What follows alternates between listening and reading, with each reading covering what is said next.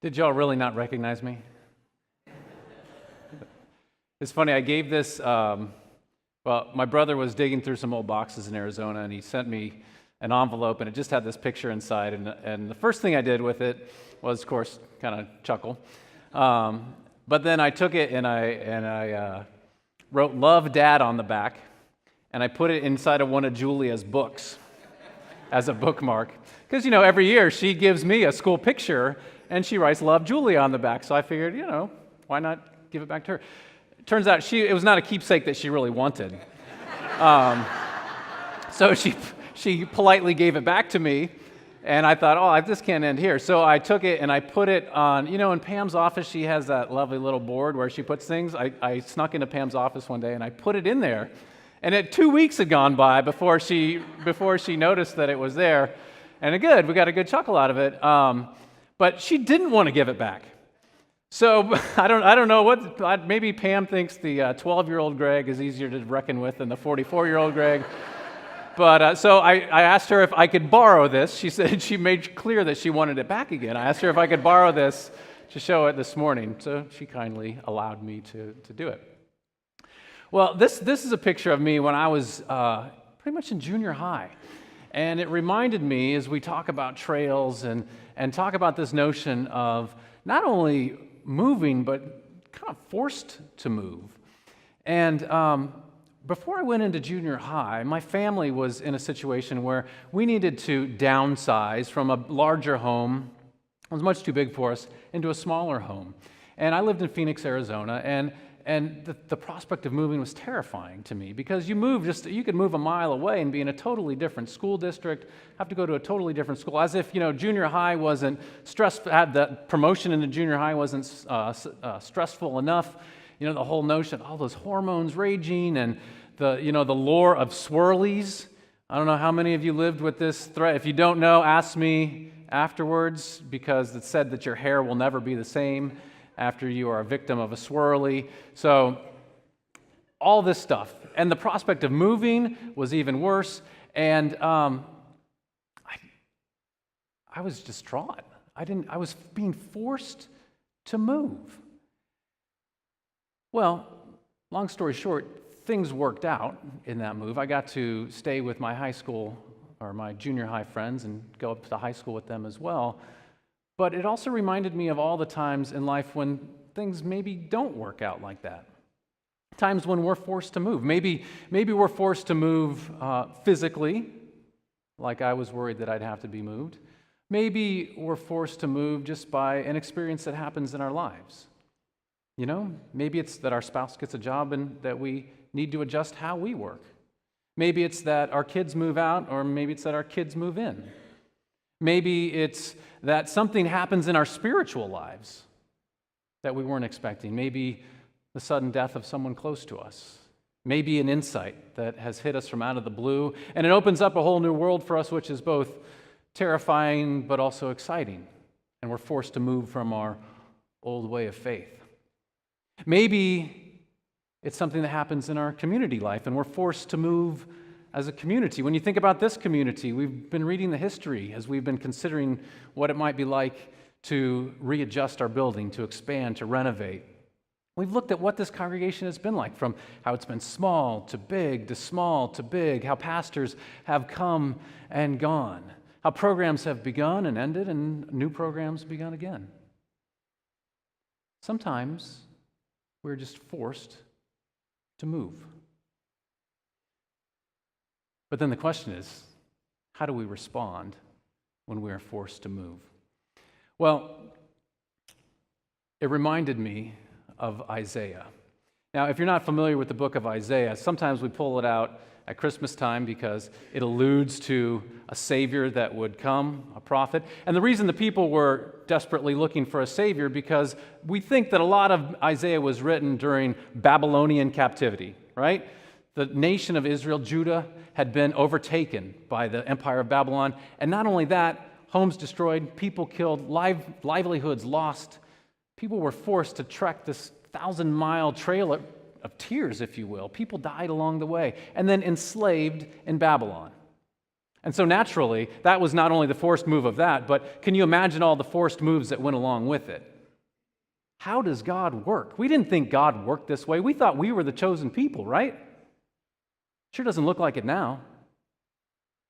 Well, Isaiah has some words for that community that was forced to move. Listen to me, you that pursue righteousness. That's the Hebrew word tzedek, which is something like you that want to live right, you that are trying to follow God. So listen to me, you who are trying to follow God, you who seek the Lord. Look to the rock from which you were hewn.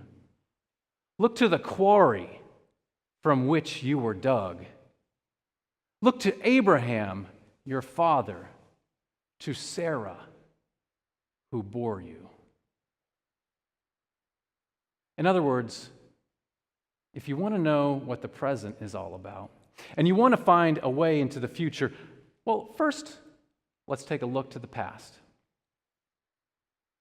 Which leads me to the first thing that I want us to remember when we think about being forced to move. The first thing that we want to remember when we're forced to move is that we are made from rock. Solid, resilient. That's what Isaiah says. Even when the people are in captivity, even slaves, he says, look back to the rock from which you were constructed.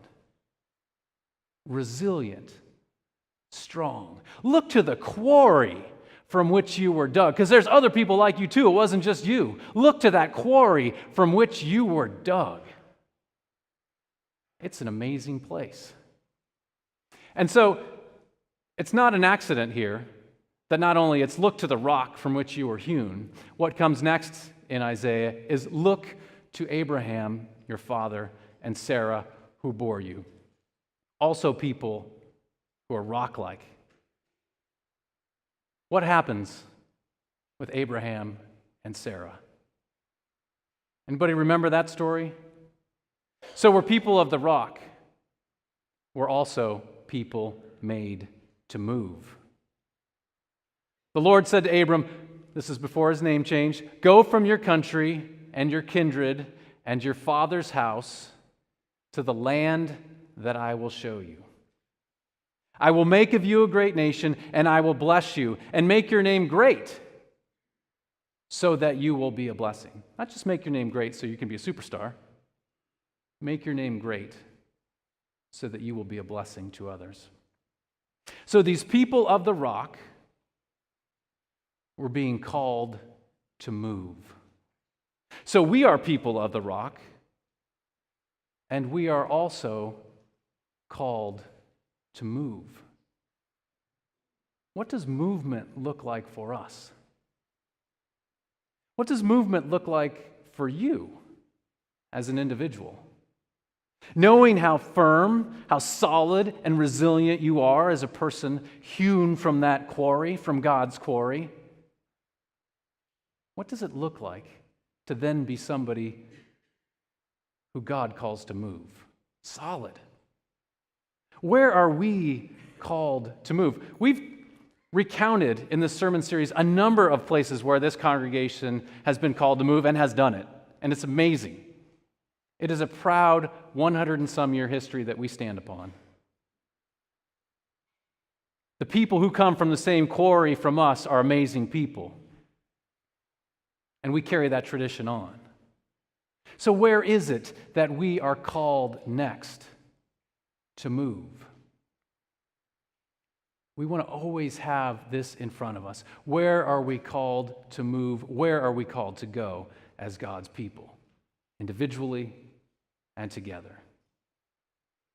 So when we are forced to move, we know that we're solid. We know that we can move, that we were made to move. Being forced to move isn't the end of the world. And the last is that we're called to love.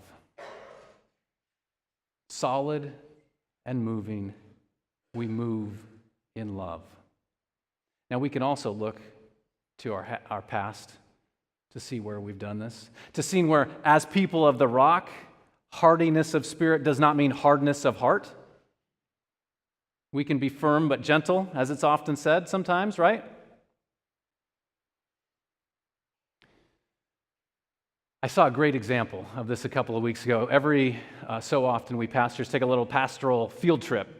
It's a good chance for us to kind of get out of our normal routines, to spend some time with one another in ways that are not meeting related. We spend plenty of time in meetings together, but it's good to just spend some time together eating and often traveling. We go somewhere, we take a day trip. This year we went down to D.C., and we were lucky enough to get day of tickets to the National Museum of African American History and Culture.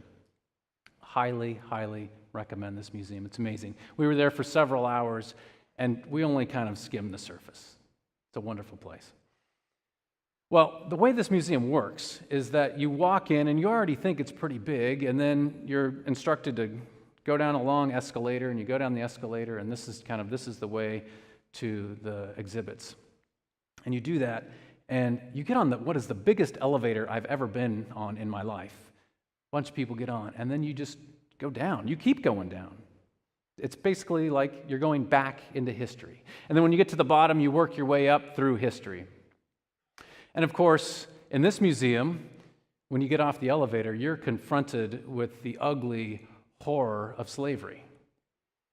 And so you walk through that. You walk through the hundreds, we forget that. We walk through the hundreds of years of slavery that are part of our nation's history.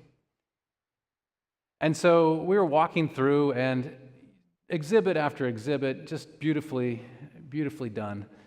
But the one thing that sticks in my mind, and I'm going to have a hard time getting through this, I'll tell you now. This is very emotional. The one thing that sticks in my mind is this. It's a sack. It's a feed sack. And this sack was given from mother to daughter when the daughter was being sold. And so, how do we think about that forced move? How do we think about what it must have been like for a mother to prepare her daughter for this event? And it's beautiful in a way, because in this we see somebody, a family, who is made of rock. I mean, the resilience in this sack is amazing. And we see somebody that was forced to move. Those moves happen. We wish this one would not have. But stuff happens. And what is embroidered, I probably can't read it, and what you see there on the left is a larger picture of the sack, and on the right is kind of an enlarged view of the embroidery on there. You see the embroidery. Now, the sack was made in the mid-1800s, and in 1921, Ashley's granddaughter, Ashley would be the daughter, Rose was the mother who gave the sack to her daughter, Ashley. Ashley's granddaughter then, in 1921, embroidered this. My great-grandmother Rose, mother of Ashley, gave her this sack when she was sold at age 9 in South Carolina. It held a tattered dress, 3 handfuls of pecans, a braid of Rose's hair, told her, "It be filled with my love always." She never saw her again. Ruth Middleton, 1921.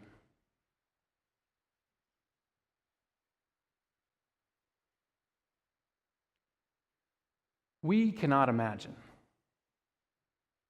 We cannot imagine what that forced move was like.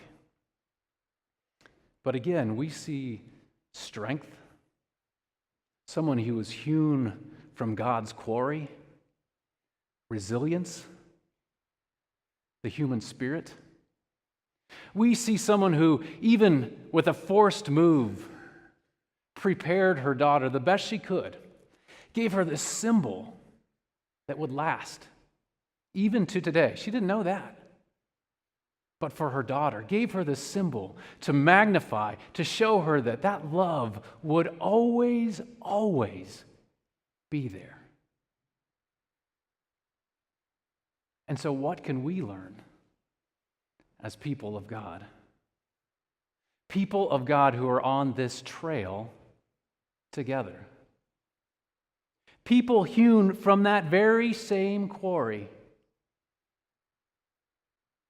People sometimes forced to move into places we'd rather not go, to leave the comforts that we know.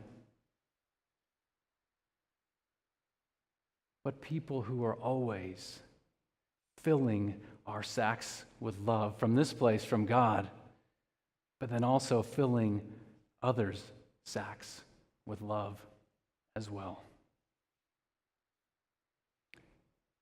We are so blessed to be on this trail together. We are so lucky to have this community. We're so fortunate to understand a God who loves us dearly, to know a Jesus who lived that love to the very end. Friends, we're on a trail. Sometimes the trail is clearly marked. Sometimes the trail has blazes that have maybe grown over and we need to reestablish it. Sometimes the trail ends and it's time for us to blaze a new one. I'm so glad we're doing it together.